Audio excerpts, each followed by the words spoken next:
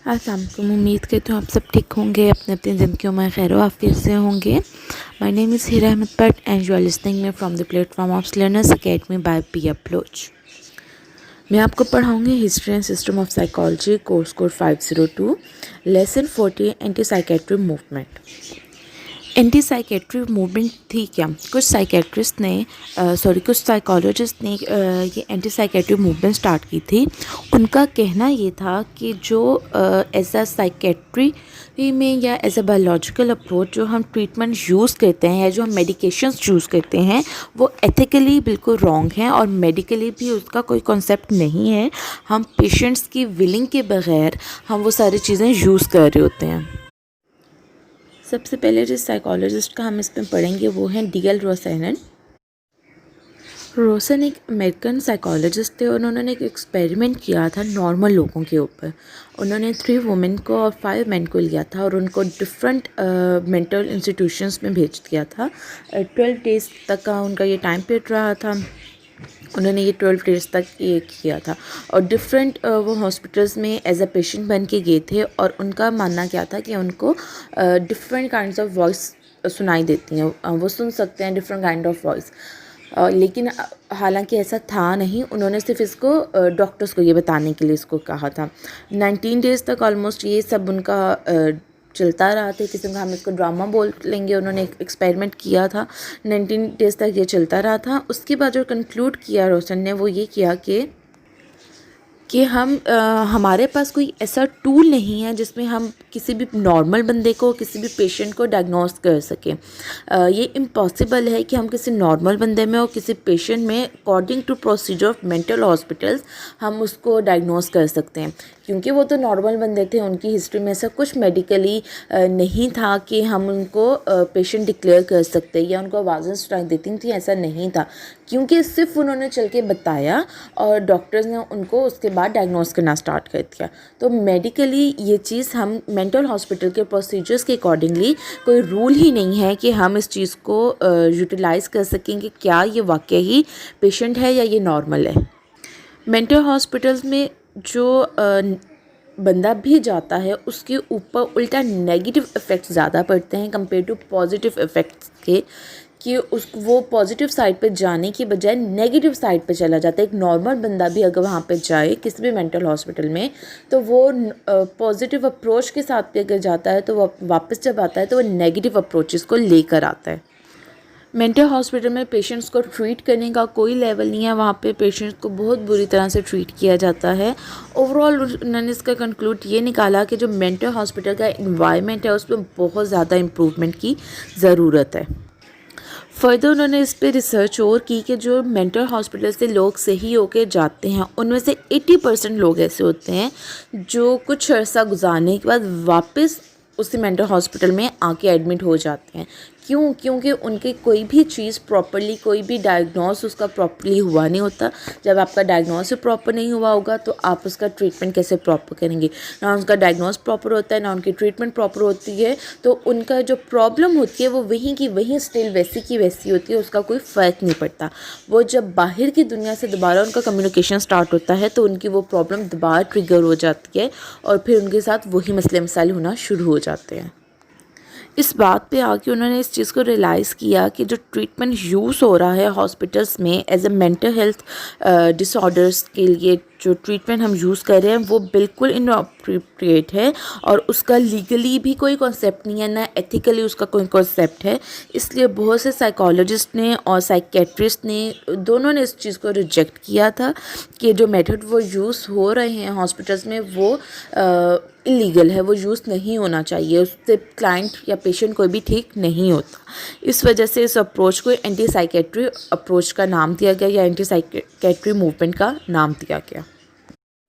Next जिस psychologist का हम पढ़ेंगे वो थे एक ब्रिटिश साइकेट्रिस्ट थे और उनका भी बहुत ज़्यादा इन्फ्लुएंस था एंटी साइकेट्री मूवमेंट में और उन्होंने भी साइकोलॉजी को बहुत ज़्यादा प्रेफर किया था कंपेयर टू साइकेट्री।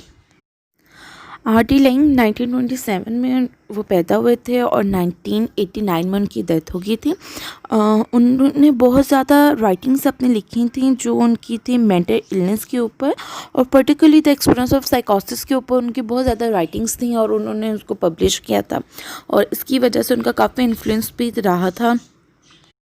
उनको उनके व्यूज़ की वजह से काफ़ी ज़्यादा साइकोलॉजी के फील्ड में भी और साइकेट्री मूवमेंट में भी जाना जाता है, जो उनके causes and treatment of mental illness के बारे में थे, और जो साइकेट्रिस्ट के बिलीफ के ऊपर टोटली अगेंस्ट उसके काम कर रहे थे। उनके बिलीफ के जो साइकेट्री की में हम कंसीडर उस टाइम पे ये किया जाता था, जो हमारी एक्सप्रेशन या कम्युनिकेशंस किसी भी इंडिविजुअल पेशेंट्स की होती थी उनको हम वैलिड डिस्क्रिप्शन कंसीडर करते थे, रादर देन हम ये कि जो सिम्टम्स बेसिक सिम्टम्स हैं हम उनको सेपरेट करें, उसके रियल एक्सप्रेशंस को हम सेपरेट करें। उस चीज़ को करने की बजाय जो हमें चीज़ सामने नज़र आ रहे होते थे हम उस पर सिर्फ बात करते थे। जिस तरह से पिछली मैंने आपको बताया था कि उन्होंने एक एक्सपेरिमेंट किया था कि वो लोग बज़ाहिर तो ठीक थे, लेकिन उन्होंने चल के सिर्फ अपना एक्सपीरियंस ये शो किया कि जी हमें आवाज़ें सुनाई देती हैं, हालांकि ऐसा कुछ था नहीं। तो इसने इस चीज़ को डिनाई किया कि हम साइकेट्री में क्या कहते हैं कि जो हमें लाइव एक्सपीरियंसेस होते हैं हम उनको ही रियलिटी कंसीडर करके उसके ऊपर काम करना शुरू कर देते हैं, ऑल्थो कि हम चीज़ों को सेपरेट करें और सिम्टम्स को अलग रखें, और उसके बाद उसको किसी डिसऑर्डर में फॉल करने के बजाय जो चीज़ हमें बाज़ाहिर नज़र आ रही होती है हम उसके ऊपर वर्किंग स्टार्ट कर देते हैं।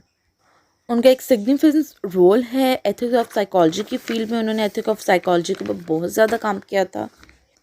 उन्होंने एक बुक लिखी थी द डिवाइडेड सेल्फ 1959 में, उसको उन्होंने पब्लिश किया था, और उसमें उन्होंने बहुत बेसिक व्यूज़ अपने बताए थे जो एंटी साइकेट्री मूवमेंट में के बारे में वो कहना चाहते थे या वो लिखना चाहते थे।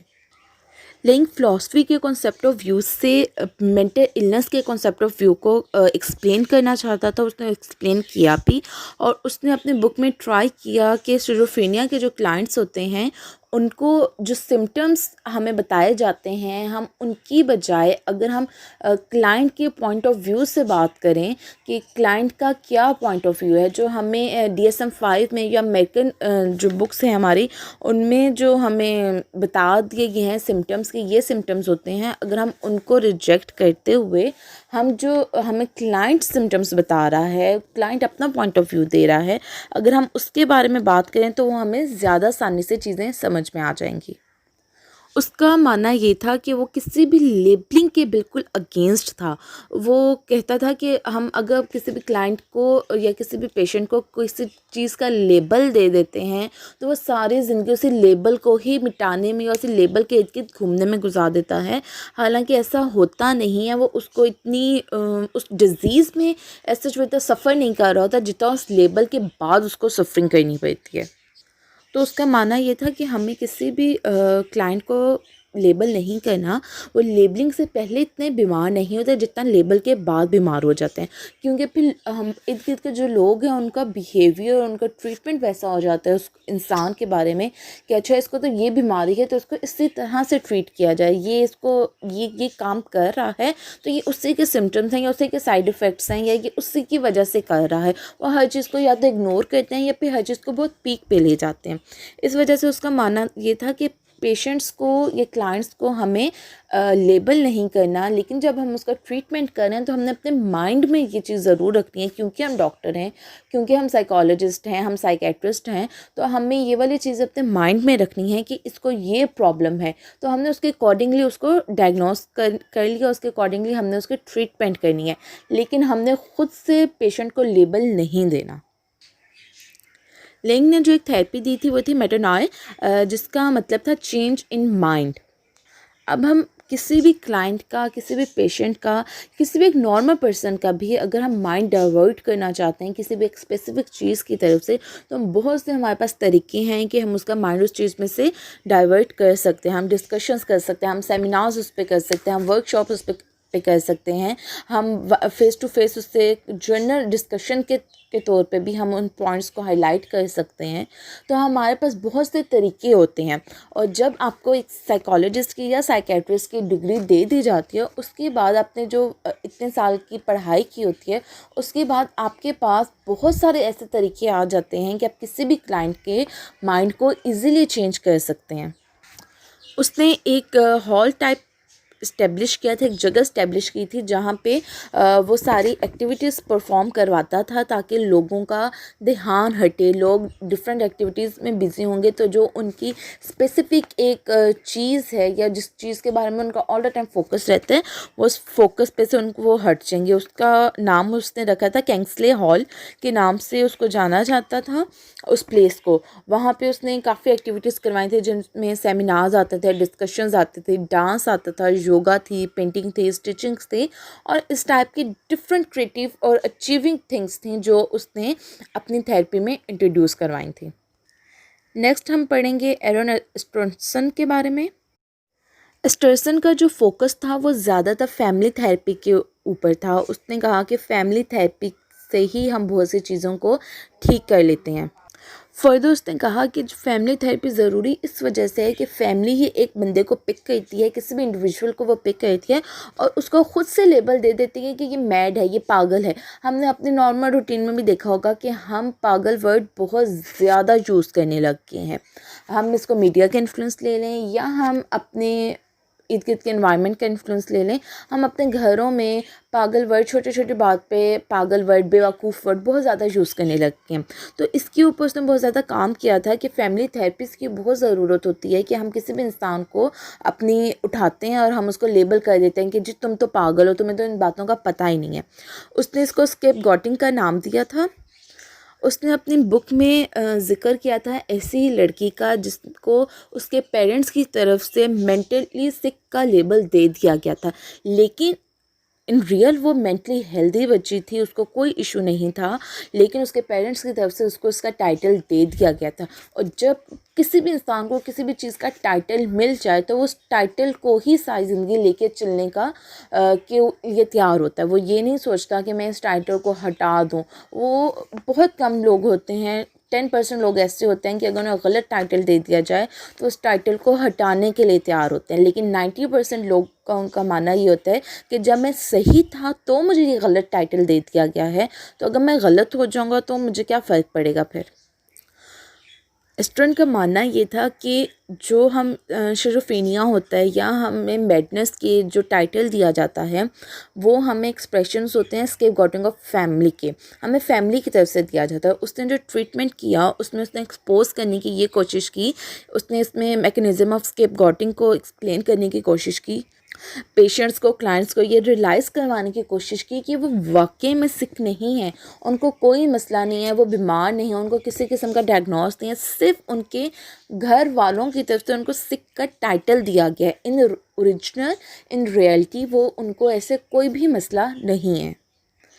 इससे क्या फ़र्क पड़ता था कि इन फ्यूचर अगर भी कभी भी पेशेंट को कोई भी लेबल दिया जाता था या जो ऑलरेडी उसके ऊपर लेबल दिया गया था वो उसको डील करने के लिए एटलीस्ट इतना तैयार हो जाता था कि वो उसको डील कर सकें। क्योंकि पहले ऐसा होता था कि जब हम किसी को टाइटल दे देते थे तो हम उसी टाइटल के इर्द गिर्द ही वो इंसान घूमने लग जाता था, लेकिन उसके अकॉर्डिंगली जब उसने ट्रीटमेंट कर लिया, उसने अपने ट्रीटमेंट में अपने क्लाइंट्स को ये बता दिया कि आपको जो लेबल दिया गया है, जो टाइटल आपको दिया जा रहा है वो सिर्फ आपकी फैमिली की तरफ से है, इन रियलिटी ये चीज़ नहीं है। तो इसको वो डिफेंड करने के लिए इतना उसने अपने क्लाइंट्स को तैयार कर दिया कि वो अपने लेबल को डिफेंड कर सकते थे। उम्मीद करती हूँ आपको आज का चैप्टर समझ में आया होगा। अगर कुछ समझ में ना आया हो तो आप कमेंट सेक्शन में पूछ सकते हैं। नेक्स्ट चैप्टर तक के लिए अल्लाह हाफ़िज़।